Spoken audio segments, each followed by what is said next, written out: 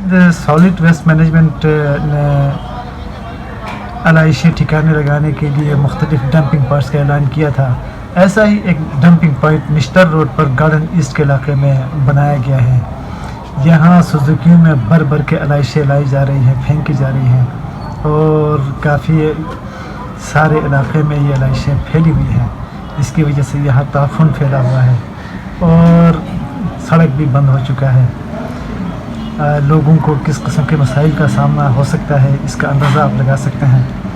اب ان کو یہاں سے آگے منتقل کرنے کا کیا انتظام ہے ابھی واضح نہیں ہے, لیکن یہاں پھر بھی ایک بلڈوزر بھی کھڑا ہے اور گاڑیاں بھی کھڑی ہے, ایمرجنسی سروس لگی ہوئی ہے, اور سندھ سالڈ ویسٹ مینجمنٹ کا ایک کاؤنٹر بھی لگا ہوا ہے.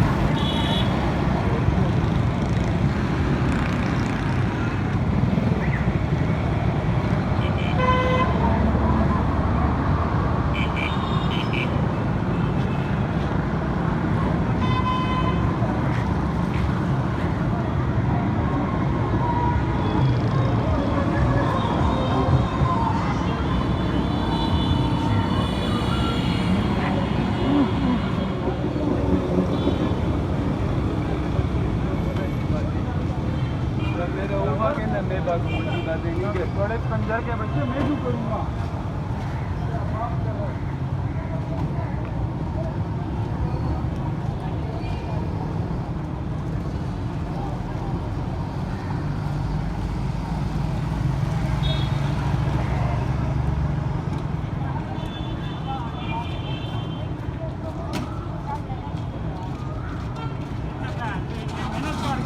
پیارے تفریح